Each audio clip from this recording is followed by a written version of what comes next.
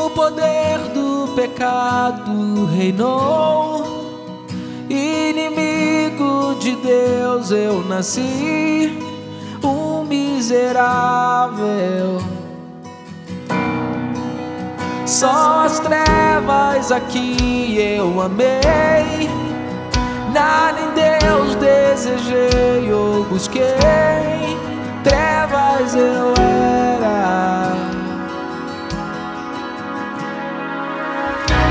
Sim, graça eterna e soberana me alcançou, chamou-me, buscou-me, a graça superabundou.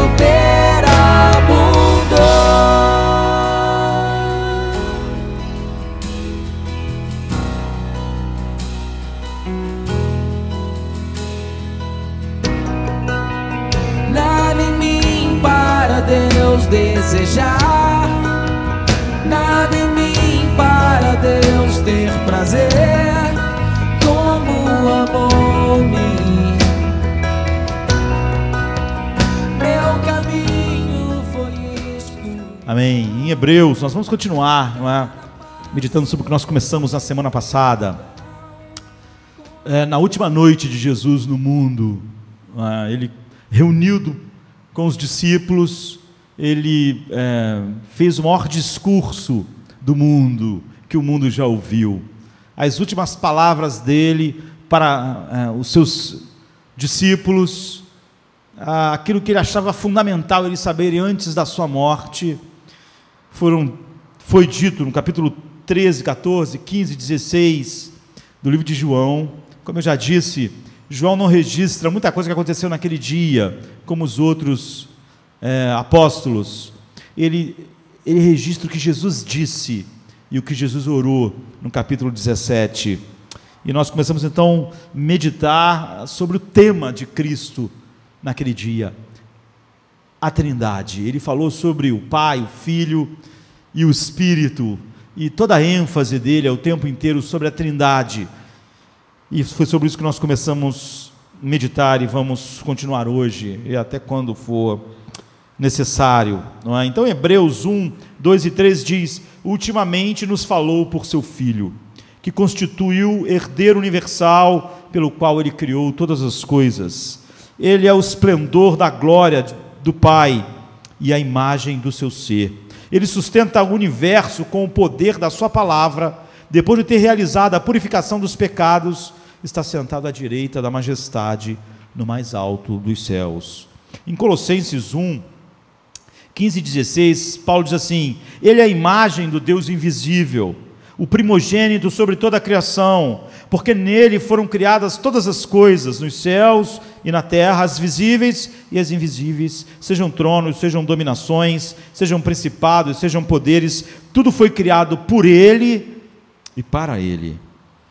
E lá em João, no capítulo 17, no último verso, já lá no finalzinho, ele diz assim: Pai, quero que os que me deste estejam comigo, onde eu estou, e vejam a minha glória, a glória que me deste, porque tu me amaste antes da fundação do mundo. Então, na semana passada nós andamos bastante sobre esse assunto que parece para muitas pessoas difícil, não é? Mas na verdade é o tema mais glorioso, meditarmos sobre o ser de Deus. Jesus colocou isso como o tema daquilo que ele falou com eles naquela última noite, porque você não pode entender o sacrifício de Cristo sem compreender a Trindade, e você não pode compreender o plano de Deus sem compreender a Trindade. Você não pode compreender porque Deus criou, e você não pode compreender porque Deus faz qualquer coisa sem compreender quem é Deus. E nós vimos como é comum nós simplesmente partirmos do princípio de que as pessoas sabem quem é Deus, não é? Que é comum nós falarmos: olha, você crê em Deus? E nós partimos do ponto de que aquela pessoa sabe quem é Deus, quando na verdade grande parte dos próprios cristãos, se tivessem que falar a respeito desse Deus, nós descobriríamos que na nossa geração esse Deus é um Deus desconhecido mesmo entre aqueles que se dizem cristãos. E Jesus enfatizou isso. E nós falamos que há duas maneiras de você tentar conhecer algo a respeito do ser de Deus. Uma se assemelha a você subir uma montanha. Subir montanha já é difícil, mas subir a montanha na escuridão da noite, no meio de uma nevasca, com muito vento, com avalanches, e você tentar se esforçar ao máximo para usar a tua habilidade, para no meio de todas essas coisas, conseguir chegar a fazer algum progresso nessa subida. É claro que isso sempre acaba em erro, em morte, e há um outro caminho para você pensar a respeito de Deus e conhecer Deus. Esse caminho é plano, esse caminho é iluminado, esse caminho é claro, e ele sempre nos leva a um lugar de alegria na contemplação verdadeira de Deus. Todos nós temos que escolher da onde nós partimos. Infelizmente, nem todos nós temos partido do lugar adequado. Esse caminho, esse outro caminho é Cristo, Filho de Deus. É por isso que ele diz que ele é o caminho para Deus. Ou seja, você não pode ter um pensamento sobre Deus que redunde em uma visão correta sobre Deus que não parta de Cristo. Ele é o caminho para o Pai. É por isso que nessa noite, Filipe vai falar para ele: nos mostre o Pai. Ele diz: Filipe, eu estou com vocês há tanto tempo. Quem vê a mim, vê o Pai. Eu sou o caminho para vocês conhecerem. Então essa estrada sempre termina bem, sempre termina no lugar certo. Quando ele diz que ele é o Filho, né, o Deus Filho, ele já diz tudo, não é? Ele ser o Filho implica na existência do Pai. E nós vimos que essencialmente é assim que Deus se revela. Acima de tudo, Deus se revela como Pai. Em João 14:6, que faz parte daquele discurso naquela noite, ele diz: eu sou o caminho, a verdade e a vida, e ninguém chega ao Pai a não ser por mim. Então ele é a identidade revelada de Deus, e você não pode começar a conhecer Deus por outro lugar, mesmo que as premissas iniciais do seu pensamento não sejam mentiras a respeito de Deus. Você pode pegar uma premissa que seja verdadeira sobre Deus e a partir dela desejar construir com a sua mente um caminho para conhecer Deus. Isso acaba em morte, acaba em erro, acaba em heresia. Não é possível apreciar e ver quem Deus é por outro caminho. Você pode perguntar: será que é através da criação, através de alguma informação? Essa trilha sempre será absurda, mesmo quando você não começa com algo que não é verdade a respeito de Deus. Então, eu disse a vocês que alguém uma certa vez perguntou a Agostinho o que Deus estava fazendo antes da criação. O que Deus estava fazendo? Como Agostinho percebeu que aquela pessoa não tinha interesse genuíno em Deus? Essas pessoas que gostam de perguntas capciosas e não estão interessadas na verdade. E Agostinho respondeu: olha, ele estava preparando o inferno para quem faz perguntas desse tipo. Mas, na verdade, dependendo de por onde você comece, você não tem uma resposta para o que Deus estava fazendo antes da criação do mundo. Mas você vê que Jesus começa aqui dizendo o que Deus estava fazendo por toda a eternidade. O Deus Pai, o Deus que essencialmente se revela como Pai. Ele diz: Pai, quero que onde eu estou estejam comigo aqueles que me deste, para que vejam a minha glória que me concedeste, porque tu me amaste antes da fundação do mundo. Esse é o Deus que é revelado por Jesus Cristo. Nós vamos fazer esse breve resumo antes de seguirmos. Antes de criar, antes de fazer qualquer coisa, por toda a eternidade, não é por muito tempo, é por toda a eternidade, antes de haver um universo para governar, antes de haver um universo para sustentar com seu poder, antes de tudo, esse Deus era o Pai que amava o seu Filho. Você não pode nunca chegar a isso indo por outro lugar. Então, Jesus naquela noite defendeu para eles essa doutrina trinitária. Mas como nós vimos, no começo do século IV, um pastor, um bispo, conhecido, famoso, começou a se desviar disso, porque ele começou a fazer o que muitas pessoas fazem hoje no meio cristão. Você vê que isso não é novo. Lá no século IV, ele começou a querer pensar sobre Deus sem a Bíblia. Ele começou a querer pensar a respeito de Deus a partir de pressupostos que ele ia desenvolver com a sua própria sabedoria. Ele nasceu em Alexandria, o nome dele era Ário, não é? Em 256 a.C.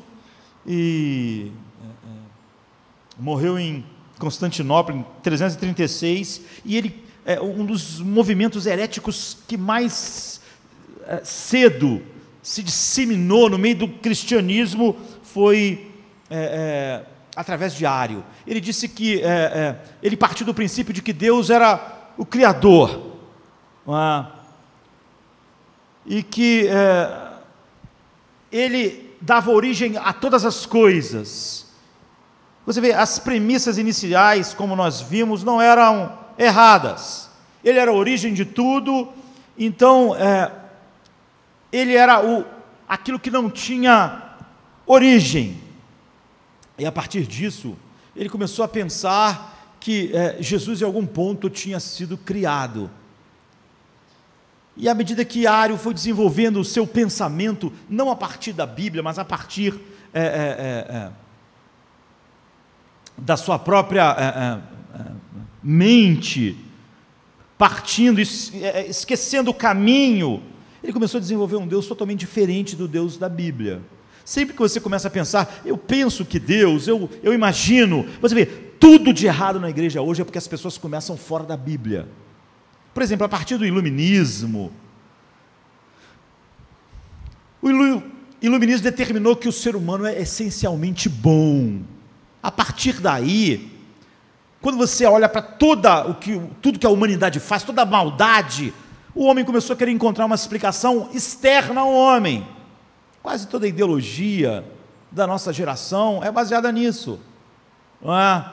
Olha, se alguém rouba, se alguém faz algo mal, mas se nós determinamos que o ser humano essencialmente é bom, a única razão para essa pessoa fazer coisas mais deve ser coisas externas. É a pobreza. É a pobreza que faz as pessoas serem mais, roubarem, serem violentas. Todo um sistema se desenvolveu e os cristãos acreditam nele, não é? No humanismo secular, e como ele explica a vida com essas distorções terríveis do nosso tempo, porque os cristãos não começaram na Bíblia. Não é? A Bíblia diz o oposto, e nós sabemos, de maneira prática, a realidade, porque nós conhecemos nossos próprios corações. Sempre que você começa com a sua própria mente, e não na Bíblia, você vai desenvolver opostos. Então a igreja hoje tem dificuldade com a doutrina da depravação total, da graça soberana, tudo porque ela acha que no fundo o homem é bom. Ela pode abraçar a psicologia secular, ela pode abraçar aquilo que a sociologia diz, mesmo que isso negue frontalmente aquilo que a Bíblia diz, e a prática do mundo negue essas realidades, mas porque a realidade é muito dolorosa para ser abraçada por nós, de que essas maldades saem do interior do homem, como Cristo declarou. Nós preferimos acreditar no iluminismo, de que não é de dentro do homem que sai o que é mal, mas vem de fora. Então Ário, ele partiu do princípio que a essência de Deus é que Deus era incausado e inoriginado. Então assim ele defendia que essa era a essência de Deus. Ao fazer isso, ele via Deus como a origem de tudo e como a origem de Cristo, já que ele é o Filho. Então, essa controvérsia, não é, causou um dano enorme na igreja, porque ele era alguém popular, as pessoas achavam ele um bom bispo, e normalmente quanto melhor e mais coisas certas um pastor diz, mais as heresias que saem da sua boca são destrutivas. Por isso que toda autoridade no reino de Deus vem da palavra de Deus, e ninguém está acima dela. Então, quando você começa, imagine se você tem uma grande mente, como Ario, que começou com premissas certas. Deus, Ele é o Criador, mas isso não é essencialmente o que Deus é. Essencialmente Ele é o Pai, não é? E é o Pai que cria por causa do Filho, é o Pai que é soberano, é o Pai, é o Deus Pai. Mas quando Ele não começou aí, onde Jesus nos revela, ninguém pode ir ao Pai a não ser pelo Filho. Essencialmente, vocês vão conhecê-lo assim. Ele chegou num ponto exatamente oposto. Nós nunca devemos começar fora da Bíblia. Muitas ideologias são abraçadas pelos cristãos, porque é óbvio que eles olham para aquilo sem olhar para a Bíblia e ver como a Bíblia diz, como aquilo ali, qual é a origem daquilo, de que forma aquilo, a origem daquilo está de acordo com a Bíblia ou é oposta a ela. Mas a maioria dos cristãos não fazem isso. Portanto, a maioria dos cristãos de hoje não seriam dificilmente enganados por Ario. Pense na mente mais brilhante, nas mentes mais brilhantes, e mesmo que elas comecem com as premissas certas, se elas não começam no caminho, não é, na revelação bíblica sobre Deus, elas chegam no caminho errado. Immanuel Kant é talvez o maior filósofo moderno, não é? Se nós olharmos para os filósofos da antiguidade, ele nasceu em 1724 e morreu em 1804, e ele talvez seja o homem mais importante para a filosofia moderna, porque a partir dele houve uma revolução no pensamento, na ética, na epistemologia, na metafísica, porque há pessoas que contribuem com algo, mas há pessoas que geram uma mudança radical, como Copérnico. Não é? A gente às vezes costuma dizer que houve uma mudança copérnica, porque Nicolau Copérnico, que nasceu em 1473, ele desenvolveu a teoria do sistema heliocêntrico, do Sol como o centro do nosso sistema. Isso que Copérnico fez foi tão grande que toda a ciência antes teve que ser revista. Então, há passos de teorias científicas que só vão dando seguimento ao que já se sabe. Há alguns passos que são uma revolução. Então, havia todo um pensamento científico que quando Copérnico, Nicolau, ele era polonês, ele era astrônomo, físico, matemático, médico, governador, cônego, ele era tanta coisa que quase você não acredita. Mas então houve uma mudança, tudo que se conhecia sobre ciência teve que se pensar de novo. Se o Sol é o centro, então tudo que a gente estava falando estava errado.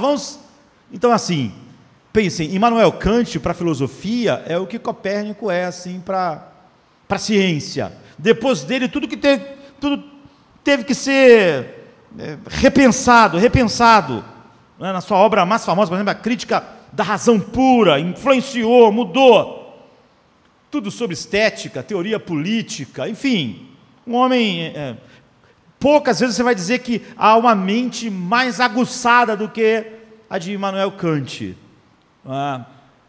Nós podemos colocar ele junto com Platão e Aristóteles, assim, na filosofia, e a obra dele é sólida, e ele ofereceu um argumento engenhoso para a vida após a morte.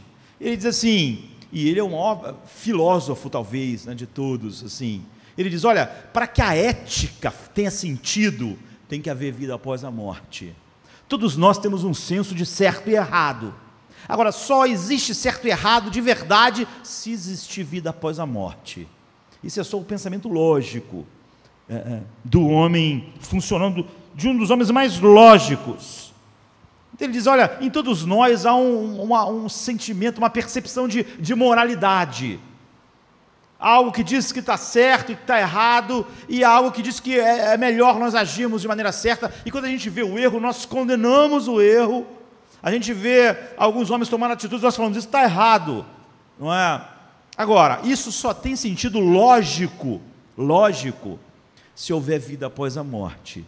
Se não há vida após a morte, toda a ideia de ética e certo e errado se explode. Ninguém, diz Immanuel Kant, pode racionalmente dizer que algo é certo e errado, bom e mal, se não existe vida após a morte.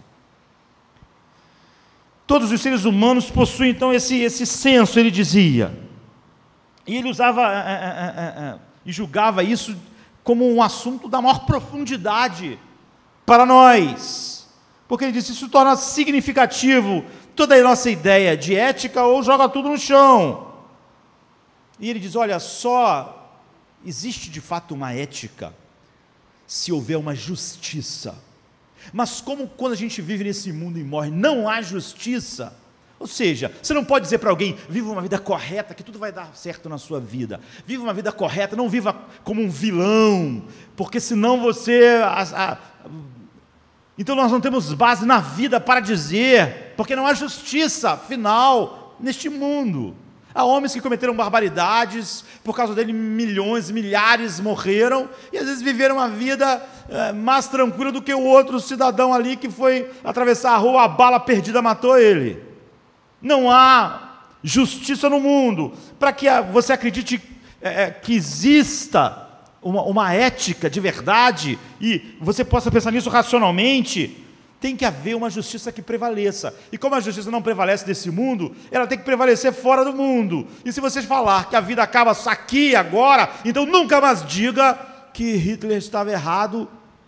É óbvio que Immanuel Kant não falou de Hitler, eu que estou falando, não é? Ele viveu antes. Nunca diga que ele está errado por ter matado milhões de pessoas, porque não há nenhuma base. Se tudo acaba na morte, ninguém pode dizer o que é certo e errado, não há base para a ética. Não fique chocado com a falta de ética dos políticos, dos governantes. Então, Kant disse, a justiça é um ingrediente moral significativo. E como ela não prevalece nesse mundo, você só pode dizer que fazer isso é bom, porque em outro lugar isso vai ser julgado, e a justiça vai ser feita. Agora, se não vai ser, então nunca mais diga que matar alguém é ruim ou bom, porque você está sendo ilógico. Então, no seu raciocínio prático, ele continuou argumentando. Deve haver um lugar, ele diz, Immanuel Kant, onde a justiça prevalece. Olha, esse é talvez o maior filósofo de todos os tempos. Precisa haver um lugar onde as coisas que a gente faz sejam computadas. Ou seja, para que exista certo e errado, para que a ética não seja uma bobagem ilógica, tem que haver vida após a sepultura, é o que Immanuel Kant disse. E essa é a mente mais brilhante, não é? Racionalmente falando, o maior filósofo. E diz, a fim de que haja justiça, é necessário que existam pessoas para receber a justiça. Então nós temos que sobreviver ao túmulo. Nós temos que transcender a sepultura. A justiça exige uma vida após a morte. Se não existe vida após a morte, não existe justiça, nem certo e errado, e nem ética. Não existe nada disso. E para que isso seja lógico, para que o certo e errado seja um raciocínio não estúpido, mas lógico, para que você possa dizer, existe certo e errado, aquilo ali está errado, então não deve haver só vida após a morte. Immanuel Kant diz, tem que haver um juiz. Tem que haver um juiz, a justiça requer um julgamento.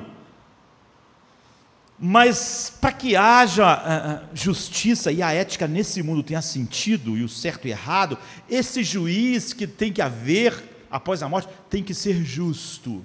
Porque se o juiz for corrupto, aí não tem justiça, aí não adianta. Tem que ser um juiz, tem que haver após a morte um juiz, e ele tem que ser justo. Ele fazia as perguntas e ele mesmo respondia. Porque um juiz injusto, diz Kant, ele tenderia a perverter a justiça, em vez daquilo que é certo. Prosperar, aquilo ia ser o oposto. Agora, esse juiz, ele tem que ter capacidade, não só ser justo, mas ele tem que ter capacidade de fazer a justiça final ser aplicada. E ele diz que mesmo juízes justos no mundo condenam erradas pessoas, fazem coisas erradas. Por quê? Porque eles se baseiam nos fatos, nas provas, nos testemunhos. E o que acontece é que nem sempre esses testemunhos, essas provas são muito claras ou são verdadeiras. E muitos juízes bem intencionados já condenaram inocentes, porque ele condenou baseado no processo, nas provas que ele tinha, mas essas provas eram ruins. Então ele diz, se a ética é verdade, se você pode dizer para alguém que algo é errado, então deve haver vida após a morte e deve haver um juiz, e esse juiz deve ser justo, mas não basta. Ele não pode nunca se enganar, porque senão a justiça não prevalece. Esse juiz então precisa não ser como os juízes daqui, ele precisa saber todos os fatos. Ele não pode depender de que alguém testemunhe para ele, alguém conte. Então Kant disse, para que a ética seja realidade no nosso mundo, tem que haver vida após a morte, tem que haver um juiz, ele tem que ser justo, e ele tem que ser onisciente, ele tem que saber tudo, ninguém pode enganar ele tem que saber tudo. Sem isso, não fale mais em ética, em certo e errado no mundo, porque você está falando algo irracional. Mas ele diz, mas esse juiz, se ele for justo, se ele julgar, e se ele souber todas as coisas, ele tem que ser capaz de aplicar a pena. Ele não pode ser menos que onisciente, mas se ele souber tudo e der a pena certa, mas ele não for capaz de punir, então a justiça não vai prevalecer, porque um outro poder maior pode ir lá e impedir que a justiça seja feita. Então a única maneira de a ética nesse mundo ser verdadeira é a gente sobreviver à morte, é haver um juiz, porque nesse mundo a justiça não prevalece, é haver um juiz, e esse juiz, ele tem que saber todas as coisas, ele tem que ser, não pode ser menos que onisciente, e ele tem que ser todo poderoso, para que aquilo que ele determinou aconteça. Você vê, Immanuel Kant não é cristão, não está falando sobre cristianismo, ele só está usando a mais pura lógica, e ele chega num lugar muito próximo da descrição de verdades absolutas sobre Deus. E ele diz, ninguém pode dizer para você que o que você faz é errado, se ele diz que essas coisas não são verdade, porque se ele diz isso, o que acontece é que ele é ilógico, ele cisma com algumas coisas que são certas e erradas, quando ele vive num mundo onde não existe isso. Se isso não é real, não existe ética, nem certo e errado no nosso mundo. Isso está sendo dito por Immanuel Kant. Você vê, uma mente brilhante, partiu de pressupostos, usou a mente, só que ele nunca conheceu Deus. Ele dividiu o mundo no mundo nominal e fenomenal. Ele diz, nós estamos no mundo fenomenal. Esse Deus, esse juiz pode existir, mas nós só conseguimos tocar no mundo do fenômeno, né? Fenomenal. Então nós não temos nenhum contato, se ele existe, está lá, nós não temos como ter comunhão e saber nada de fato mais profundo a respeito dele. Kant morreu assim, longe de Deus. Você vê, ele partiu de premissas certas, ele usou a mente humana mais brilhante talvez que existiu, mas ele ficou tão longe do Deus real quanto possível, apesar de conclusões muito boas.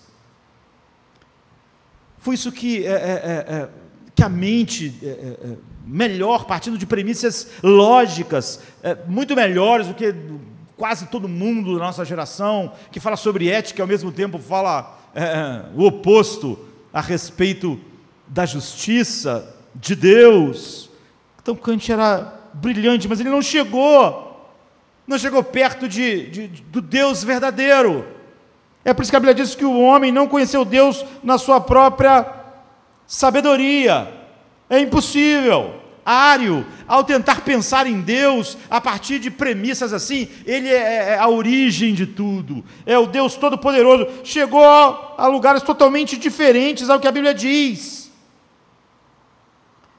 e levou a igreja, grande parte da igreja junto com ele. Então a gente viu que se levantou Atanásio e dedicou o resto da sua vida a provar quão destrutivo e diabólico era o pensamento de Ário e todo o mal que ele fez na igreja. E Atanásio diz assim, é mais piedoso e mais preciso, ele diz, denotar Deus a partir do Filho e chamá-lo de Pai, do que nomeá-lo a partir de suas obras somente e chamá-lo de inoriginado. Quando você partiu disso, ele é o inoriginado, ele é a origem de tudo, e colocou isso como a essência dele, você perdeu Deus, mesmo que ele seja realmente a origem de tudo. Se você não começar no Filho, você nunca vai ter o Pai. Ele estava simplesmente ecoando o que Jesus disse. Gregório de Nissa, né, nós vimos isso, outro pai da igreja do século IV, ele diz assim, como a luz da lâmpada é da natureza que verte o brilho e está unida a ela, pois tão logo a lâmpada surge, a luz que vem dela brilha simultaneamente. Nesta passagem, um apóstolo está falando sobre a passagem que nós lemos inicialmente, que diz que Jesus é o resplendor do Pai. Nesta passagem, o apóstolo deseja que consideremos que o Filho é do Pai, o que o Pai nunca é do Pai, e que o Pai nunca está sem o Filho, pois é impossível haver glória sem resplendor, e é impossível que a lâmpada exista sem o seu brilho. Então, nós vimos como, na semana passada, o Filho é eternamente gerado pelo Pai, mas o Filho não tem início, o Filho é eterno, é o Filho eterno e o Pai eterno, e eu lembro que nós usamos como exemplo o Sol, assim, o brilho do Sol. E o brilho do Sol tem origem no Sol, mas não existe, o Sol não existia antes do seu brilho, não é? Então pense no Sol eterno, o brilho tem origem no Sol, mas aquele brilho existe tanto tempo quanto o Sol.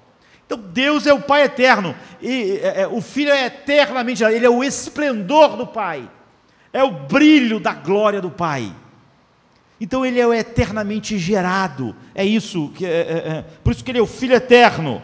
O Filho recebe o seu próprio ser do Pai, mas nunca houve um tempo, né? Sei que a gente pode falar em tempo na eternidade, em que o Pai existia sem o Filho, ou o Filho sem o Pai. Em tudo isso a gente vê que o Pai ama o Filho e se deleita no Filho por toda a eternidade. Era sobre isso que Jesus estava dizendo. Se você não começa aqui, você não conhece Deus. Mesmo que você venha pensar algumas verdades a respeito de Deus e depois tente com a sua própria mente desenvolver isso, você tem que começar na palavra de Deus e continuar nela.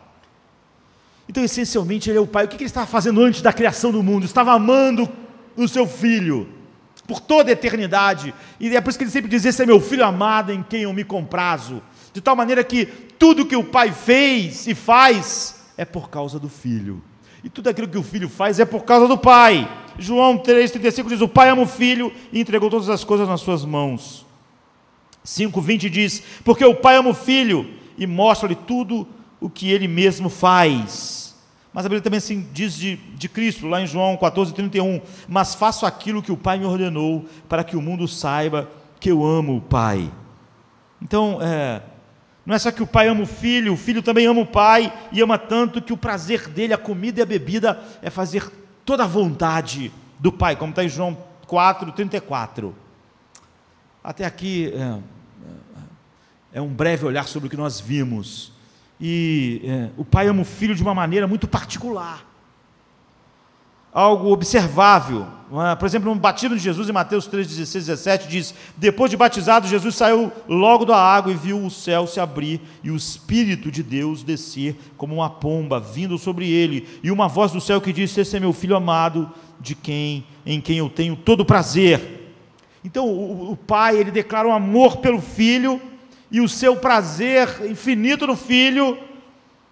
Ele faz isso quando o Espírito Santo desce sobre Cristo. A concessão do Espírito é precisamente a maneira como o Pai torna conhecido o seu amor por seu Filho, é através do Espírito. Em Romanos 5,5, Paulo diz assim,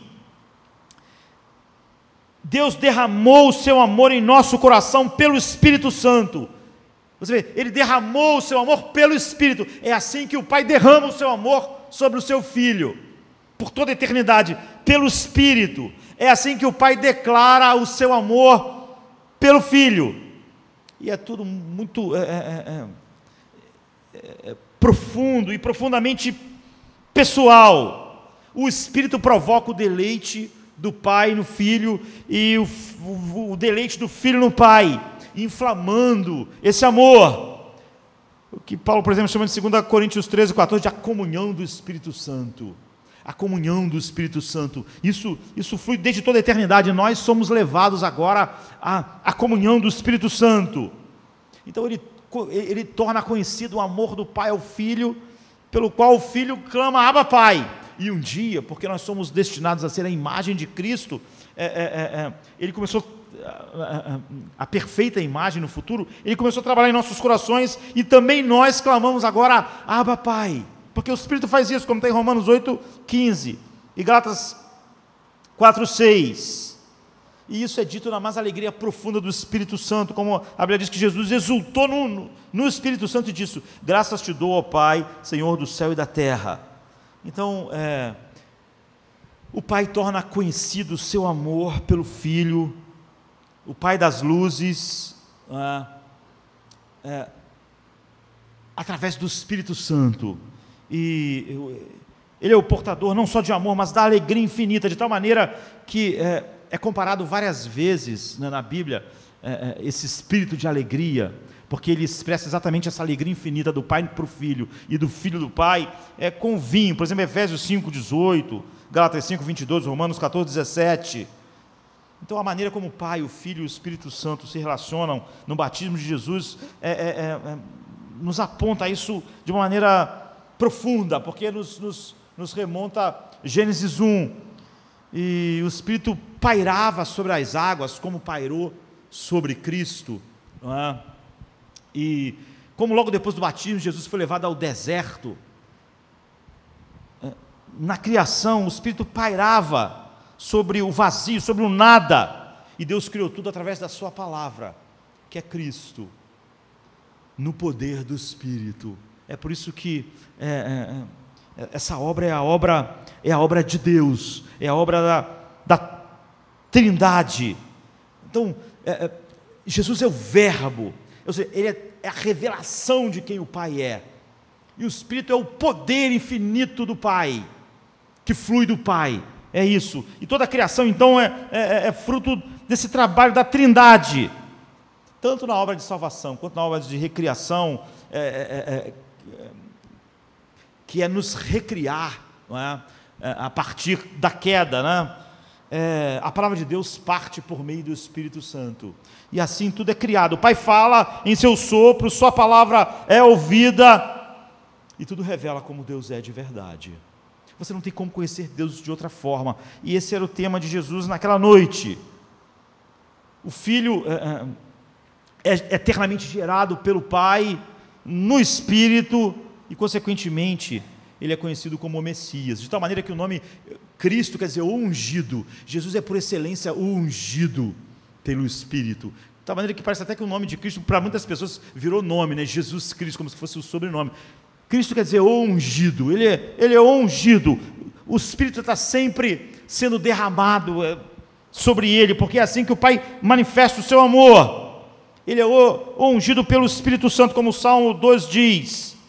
Então o Pai ama, e, por exemplo, na sua missão, ele capacita o Filho pelo Espírito. Isso não significa que o Espírito é uma força, não é?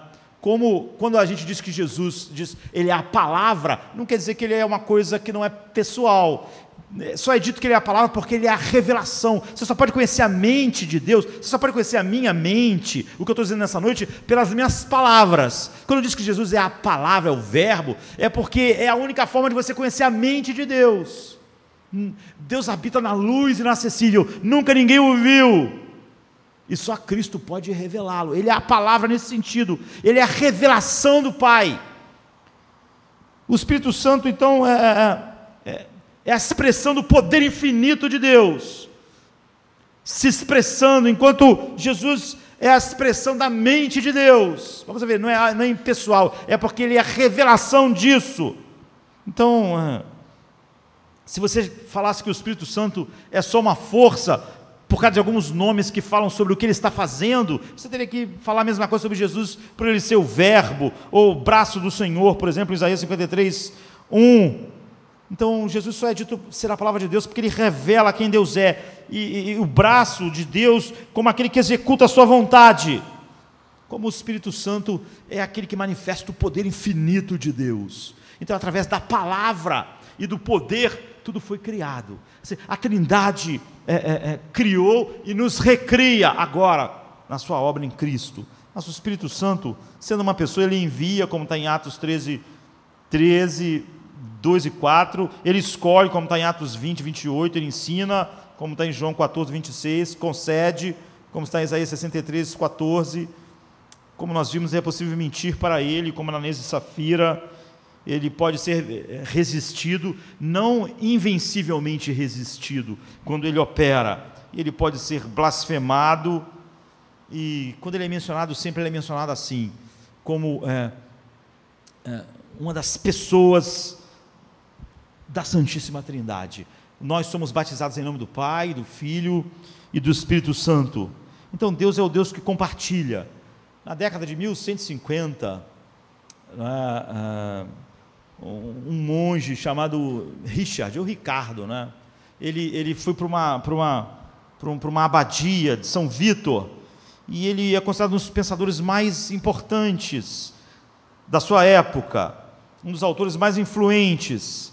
E ele argumentou que se Deus fosse apenas uma pessoa, ele nunca poderia ser o que ele é, amor. O que ele estaria fazendo na eternidade? Nada, ele estaria sozinho. Jesus disse, o Pai me ama antes da fundação do mundo. Nós sabemos o que Deus estava fazendo lá na eternidade. Mas ele prossegue dizendo, se houvesse só duas pessoas, o Pai e o Filho, Deus poderia ser amoroso, mas de uma forma excludente e mesquinha.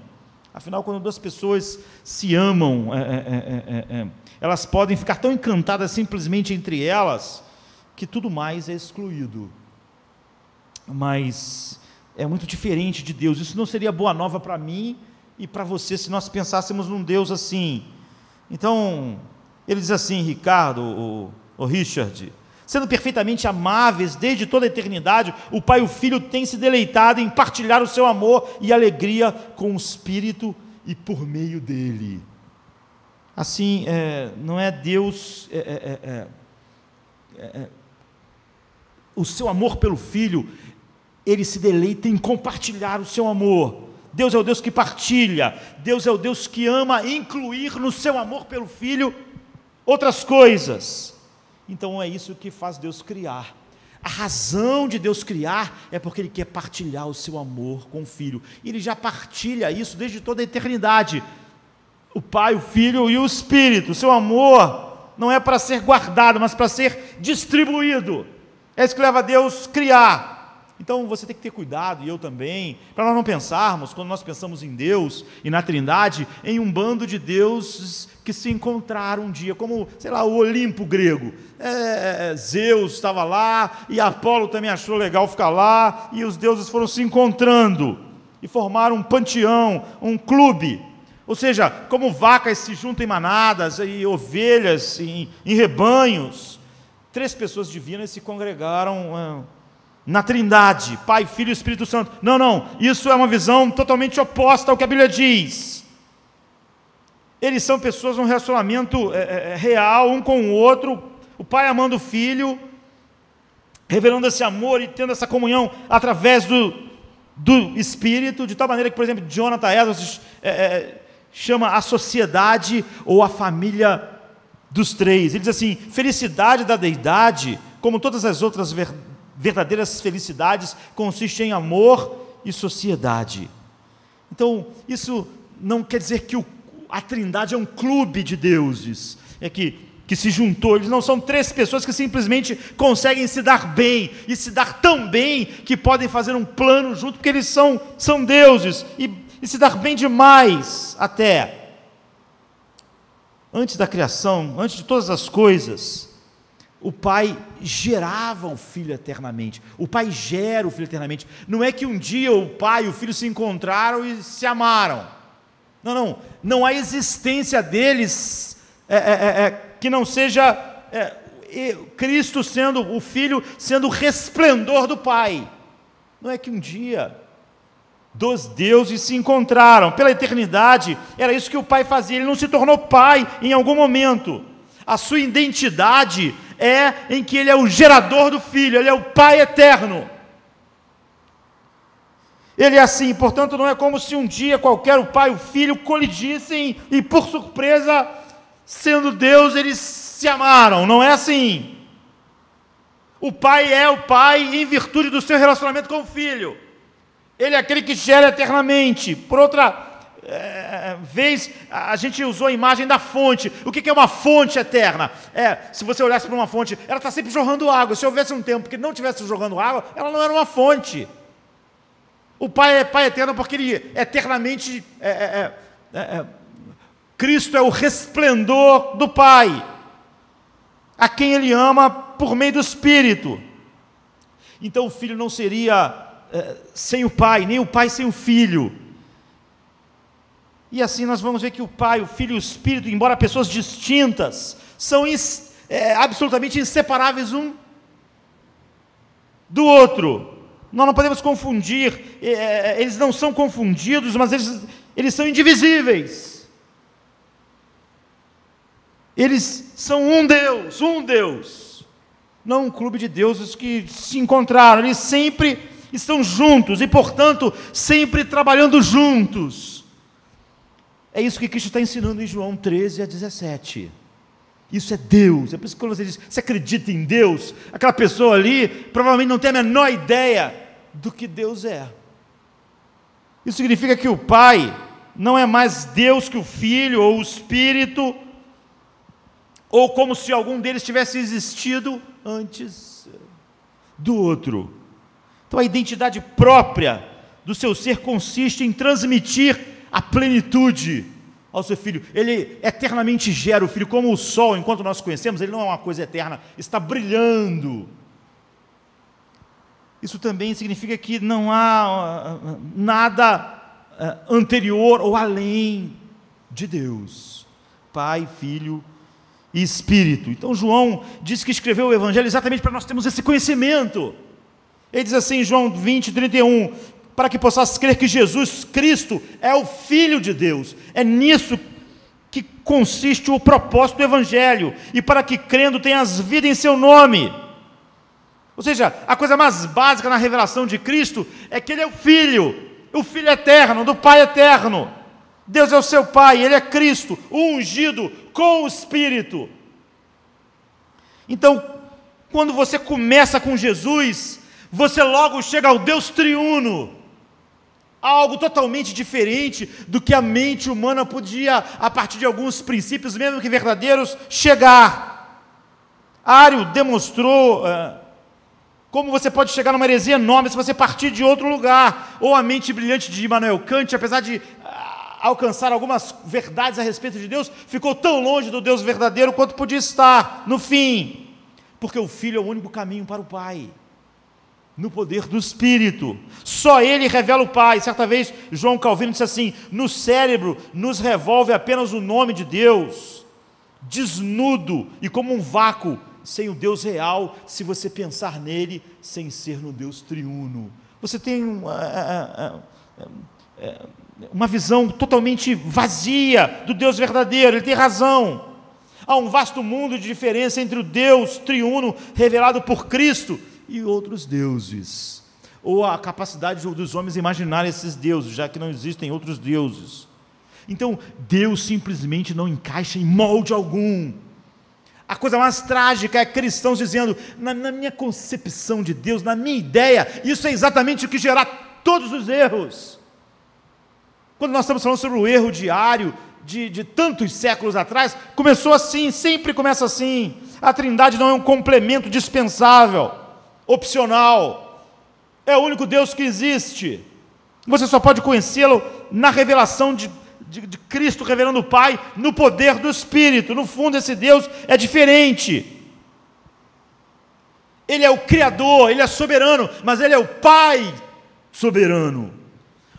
O Pai que é o Criador. Tudo que Ele faz tem uma razão, e a razão é o Filho. Tudo que o Espírito Santo faz tem uma razão, dar testemunho do Filho. Porque Ele é como Deus expressa o seu amor infinito na comunhão da Santíssima Trindade. Ele é o Pai que ama e dá vida ao Filho na comunhão do Espírito. O Deus que é amor em si mesmo, que antes de todas as coisas não poderia ser algo além de amor, porque Ele existe por toda a eternidade, amando o Filho. Quando diz que Deus é amor, é sobre isso que está sendo dito. Ele é amor. Nunca houve uma época que Ele não amasse o Filho, e não há nada que Ele faça que não seja por causa do Filho, na comunhão do Espírito e em seu poder. Então, por que Deus criou? É onde nós queremos acabar. Imagine por um momento que você fosse Deus. Todo mundo já se imaginou sendo Deus. O que faria se eu pudesse fazer qualquer coisa? Não é? Eu acho que todo mundo já pensou um pouco a respeito disso. Agora, imagine se você tivesse todo o poder. Por que você criaria o universo? Você criaria o universo? Se você fosse criar, por que você faria isso? Porque você se sentiria solitário e desejaria alguns amigos? Porque você gosta de ser mimado por alguns seres que você cria? Que você sente necessidade disso? Essas são perguntas profundas para a gente fazer. Por que Deus criou o universo? Porque nós fazemos parte disso. Fazemos parte da criação. Porque nós existimos. Porque Deus decidiu criar. Uma das tentativas mais antigas de responder a isso vem da mitologia babilônica, da criação chamado Enuma Elish, não é? Ali o deus Marduk diz a razão por que ele criou os homens. É bem humano essa ideia. Ele diz que ele criou a humanidade para que os deuses pudessem ter escravos. É o que Marduk diz na mitologia. Dessas formas, os deuses poderiam relaxar e viver do esforço, do trabalho dos homens. Sabe, se você pudesse criar mão de obra, assim, para você ficar só recebendo, sem fazer nada, se você tivesse esse poder, Marduk fala isso, e basicamente essa é toda a ideia de todo Deus que nasce na mente humana. Na verdade, todos os deuses teriam motivos para imitar Marduk, não é? E não é só uma questão de preferência pessoal. Se Deus existisse sozinho e trouxe toda a existência, o que Ele estava fazendo antes de causar a existência? Deus não pode ser como Ário a partir do princípio de que Ele é o Criador, como que determina o que Ele é, porque o que Ele fez durante toda a eternidade quando Ele não estava criando nada? Ele não tinha criado ninguém, Ele foi solitário por toda a eternidade. Assim, por toda a eternidade, esse Deus não teve ninguém para amar. Ninguém para amar. Amor aos outros, sem dúvida, não é a paixão do seu coração, porque Ele viveu por toda a eternidade sem amar. É claro que provavelmente Ele amaria um Deus assim, amaria a si mesmo, mas nós não chamamos o amor totalmente voltado para nós mesmos de amor. Na maioria das vezes, ainda mais nos seres humanos, isso é puro egoísmo. Para você ser expansivamente amoroso, seria totalmente impossível, em essência. Tudo que envolveria a criação seria autogratificação. No islamismo, há uma tensão nesse ponto. Segundo o islamismo, há 99 títulos para Alá. E um dos títulos é o amoroso. Só que eles dizem que Alá viveu por toda a eternidade sozinho. Como é que ele podia ser amoroso? Ser amoroso exige um objeto do seu amor. Então isso gera um enorme problema. Há uma tensão que eles não conseguem explicar. Como um Deus solitário pode ser eternamente amoroso? Não é? No século IV, outro filósofo que, junto com Immanuel Kant, né, esse é o lá atrás, é chamado o filósofo, Aristóteles, ele lutou com essa questão. E como Deus pode ser eternamente, essencialmente bom, quando a bondade envolve outro? E se Deus está sozinho? A resposta de Aristóteles foi que Deus é eternamente a causa incausada. Como eu disse aqui uma outra vez, Aristóteles disse que Deus era um motor imóvel, que essa é a identidade de Deus. Ele é a causa de tudo e Ele é incausado, tudo se move e Ele é o motor imóvel. Então, portanto, Ele deve causar eternamente a criação. Então Aristóteles chegou à conclusão, então só pode ser o seguinte: o universo tem que ser eterno, porque se a essência de Deus é Ele ser a causa de tudo, o único jeito é o universo ser tão eterno quanto Ele. para ele estar sempre causando isso, o que significa que o universo é eterno. Ele chegou a essa conclusão. Essa é a única forma que nós podemos enxergar, Aristóteles diz, que há algo que nós podemos chamar de bondade em Deus, pois o universo existe para sempre junto com Ele, para que Ele expresse algo que nós possamos chamar de bondade. Eu diria que isso foi engenhoso, como quase tudo que Aristóteles diz. Entretanto, significa, mais uma vez, que Deus precisa da criação para ter a sua própria existência. Não é? Que Ele mesmo precisa do mundo para a sua própria definição. É por isso que quando Paulo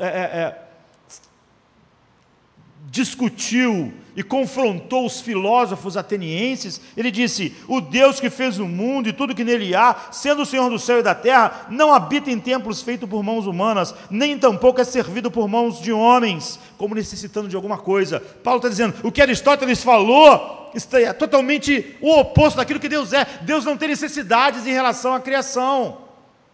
Portanto, a criação não pode ser eterna para explicar, tentar encontrar uma explicação para o Deus ser eternamente bom, ou eternamente amoroso. E o Deus que Aristóteles imaginou, apesar de ser tecnicamente bom, ele não pode ser descrito como bondoso ou amoroso, porque ele não cria livremente. Você vê, ele é obrigado a criar, porque criar faz parte da sua essência. Se ele não criar, ele não é quem ele é. Ele precisa criar, ele precisa de alguma coisa. Foi isso que Paulo estava dizendo. Não, mesmo mentes como a de Aristóteles erram totalmente. São esses problemas que nós podíamos mencionar aos montes. Nós preferimos mencionar Kant, Aristóteles, porque são as pessoas mais brilhantes, pensadores mais brilhantes. Quando você tenta imaginar Deus, quando você tenta não ir pelo caminho que é a revelação de Deus, Cristo, o único caminho para o Pai, o único caminho plano para você conhecer Deus, Deus monopessoais, que não são como a revelação de Deus em Cristo, uma trindade, tendo passado a eternidade sozinhos, são inevitavelmente autocentrados. E assim fica difícil perceber porque eles trariam a existência ao universo. Seria uma distração irritante criar o universo e manter o universo, ou você criaria, como a ideia babilônica de Marduk, porque você precisa da criação como escravo, ou porque você precisa da criação como Aristóteles pensou, porque é aquilo que dá a essência daquilo que você precisa. Ou seja, esses deuses imaginados, sempre teriam que criar a partir da sua necessidade. É exatamente isso que Paulo diz, Deus não tem necessidade de coisa alguma. Então, nós podemos falar sobre o êxtase de Deus, porque Deus criou. O que Jesus quer que a gente entenda é que se você não entende a trindade, você não entende razão para nenhuma das coisas que realmente existe, nem a morte dele, nem a criação, nem a redenção. Tudo muda quando se trata do Pai, do Filho e do Espírito. Aqui está um Deus que não é essencialmente solitário, é um Deus que ama eternamente. Pai, para que eles vejam o amor com que tu me amava antes da fundação do mundo. Pai ama o Filho no Espírito desde toda a eternidade. Amar outros não é algo novo ou estranho para Deus. Está na raiz da sua identidade. Ele é o Pai, Ele ama o Filho. Pense em Deus Pai. Ele, por sua própria natureza, Ele é doador de vida. Ele é o eterno Pai. Jesus é eternamente gerado. Ele é um Pai. É possível questionar um Deus estéril, mas não um Pai eterno, um Deus que é Pai eterno. Ele seria capaz de conceber vida? Sim. Criação? Sim. Com que propósito? Por toda a eternidade ele tem sido frutífero, ele tem derramado um amor infinito sobre o Filho, potente, vitalizador. Como eu mencionei semana passada, há um teólogo que ele é bom e ruim, então a maioria das pessoas não devem ler, porque há pessoas que não sabem diferenciar o que é bom e ruim, mas às vezes ele é muito bom e muito ruim. Karl Barth, ele é um teólogo suíço, não é? Já morreu há bastante tempo. Ele diz assim a respeito disso: nesta mesma liberdade, o amor em que Deus não está sozinho em si mesmo, mas é o eterno gerador do Filho, eternamente gerado do Pai, ele também surge como Criador ad extra, ou seja, exteriormente, para que de forma absoluta e externa não seja solitário, mas o que ama em liberdade. Em outras palavras, como Deus em si mesmo não é surdo nem mudo, mas fala e ouve sua palavra, que é o Filho, né, a palavra, desde a eternidade, ele não deseja estar sem o som ou eco fora da sua eternidade, ou seja, sem os ouvidos e as vozes das criaturas. A eterna comunhão entre o Pai e Filho no Espírito, ou entre Deus e sua palavra, encontra assim correspondência na própria comunhão, diferente, mas não dissemelhante, entre Deus e a criatura. Isso está de acordo com o Pai do Filho eterno, o que fala a palavra eterna, que é o Filho como tal, é totalmente digno dele, que em seu relacionamento ad extra, ele seja o Criador. Ele só está falando dessa maneira complicada, porque teólogo às vezes gosta de falar de maneira complicada. O que ele está querendo dizer, não é? É como Deus Pai tem amado o Filho por toda a eternidade, é inteiramente propício para esse Deus criar, para que a sua criação possa amar quem Ele ama. Observe que Barth não está de forma alguma dizendo que o Filho é criado, mas que é eternamente gerado, exatamente como a Bíblia nos fala sobre o Filho eterno. Ele diz que o Pai sempre teve prazer em amar outro, ou seja, amar o Filho. Portanto, o ato da criação e amar a criatura para trazer homens para este amor é inteiramente apropriado ao Pai. Logo, Jesus Cristo Deus Filho é a lógica, é o diagrama da criação, Ele é a razão da criação. Por que Deus criou? Por causa de Cristo. Ele é eternamente amado do Pai, e a criação é a extensão externa desse amor. O Pai quer manifestar esse amor, de forma que ele possa ser desfrutado, esse amor infinito que o Pai tem pelo Filho, seja desfrutado por outros. Então a fonte eterna de amor do Pai pelo Filho extravasou, transbordou. O Pai deleitou-se tanto em seu Filho, que em seu amor, ele transbordou, de forma que o Filho seja o primogênito entre muitos filhos, e que a beleza dele seja vista de todas as formas, na salvação, no juízo, como Paulo expressa em Romanos 8, 29, pois os que conheceu por antecipação, de antemão, também os predestinou para serem conforme a imagem do seu Filho, a fim de que ele seja o primogênito entre muitos irmãos. Esse é o propósito. Ou então, em Efésios 1, 3 e 5 diz: bendito Deus o Pai do nosso Senhor Jesus Cristo, o qual nos abençoou com toda sorte de bênçãos espirituais nos lugares celestiais em Cristo, como também nos elegeu nele antes da fundação do mundo, para que fôssemos santos e irrepreensíveis diante dele, e em amor nos predestinou para filhos de adoção por Jesus Cristo, para si mesmo, segundo o beneplácito da sua vontade. Em Deus não há relutância em contar com alguém ao seu lado, apreciando aquilo que ele ama sobre todas as coisas, Cristo. Ele sempre apreciou derramar o seu amor sobre o Filho, e ao criar, ele se regozija em derramar sobre filhos amados esse amor, para que esses amem o Filho como ele ama. É por isso que Jesus ora: Pai, para que eles, onde eu estiver, eles estejam, para que vejam a minha glória, e para que eles me amem com o amor com que tu tens me amado.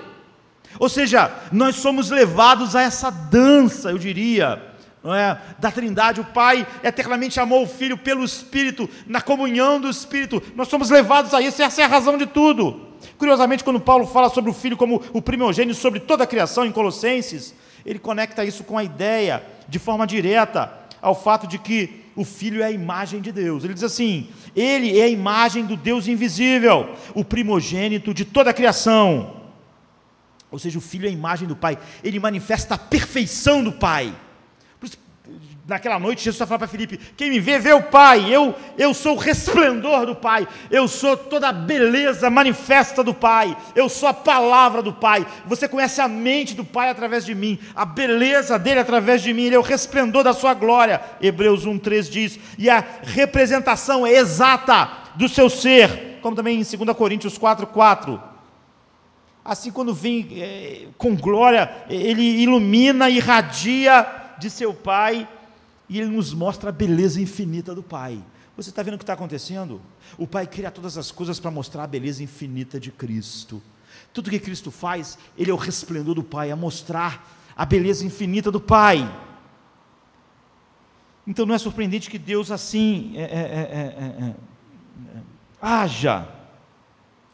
Nós somos criados por causa do prazer do Pai no Filho. Então nós somos criados para sermos conforme a imagem do Filho. E todo o resto é criado para expressar algo do Filho. Nós somos destinados, nós que fomos predestinados antes da criação do mundo, para sermos a imagem de Cristo.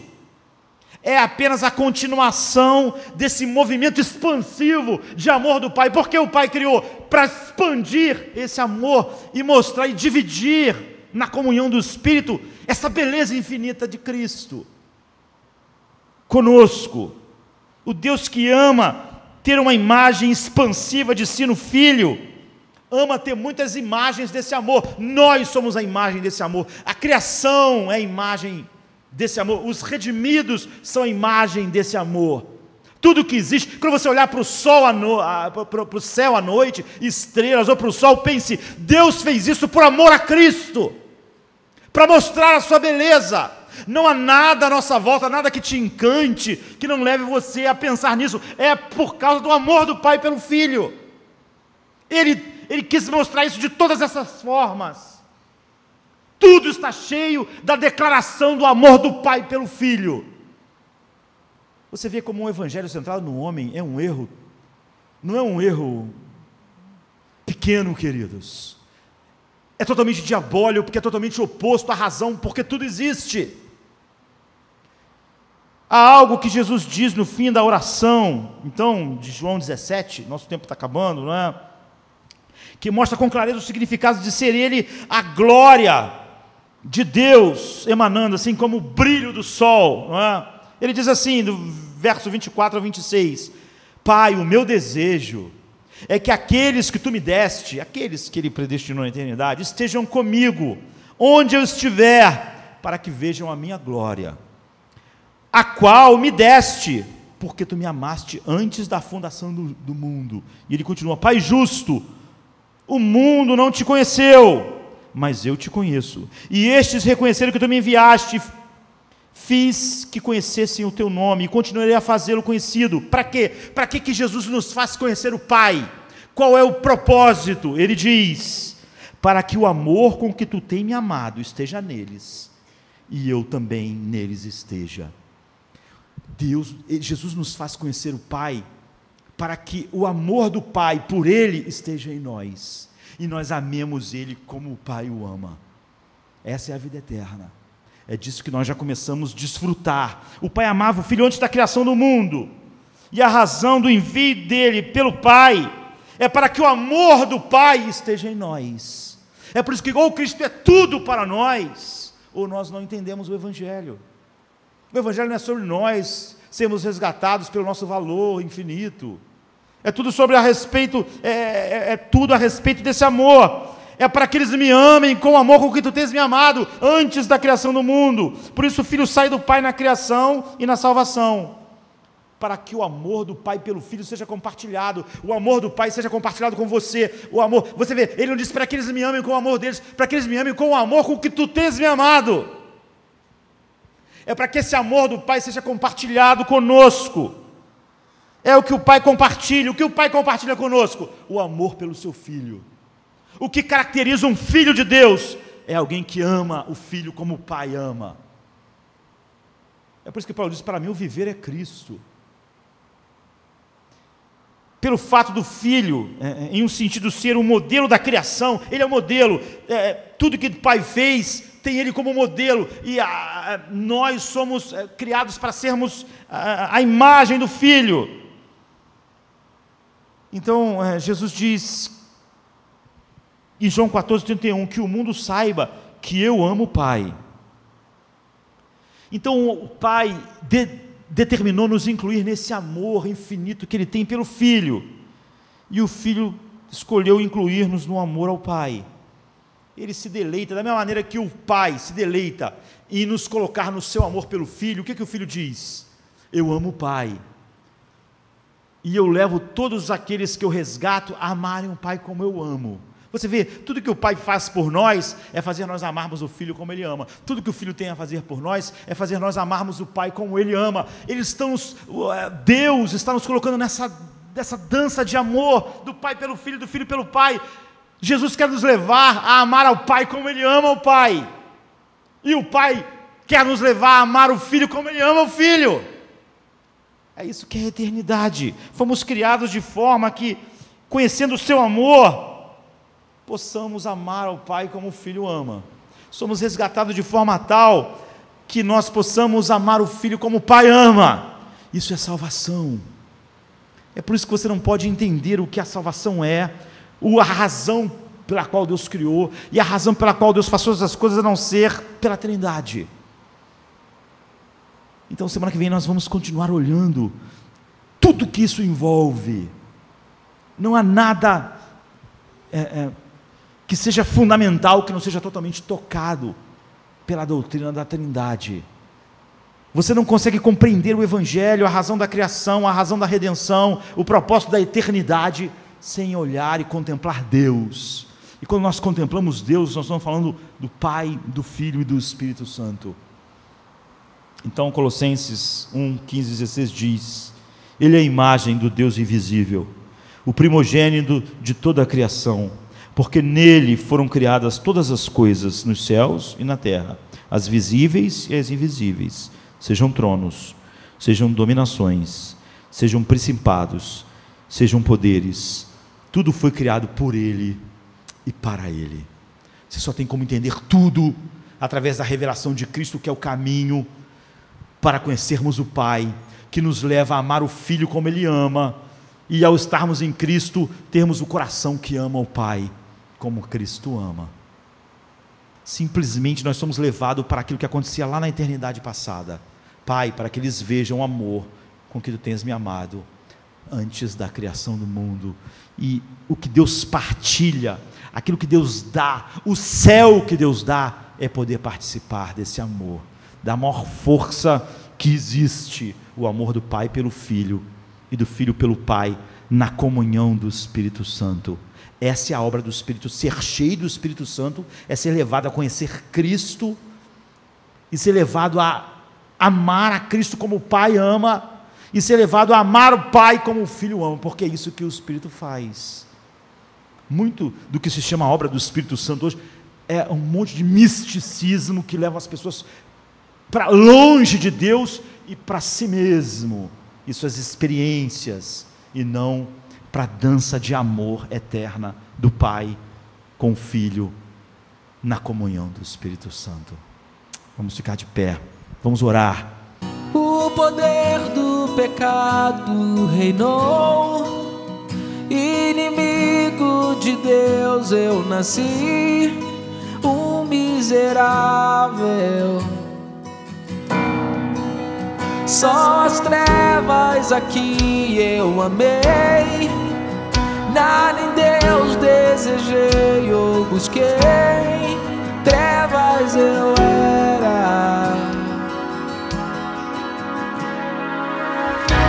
Sim, graça eterna e soberana me alcançou, chamou-me, buscou-me, a graça superabundou.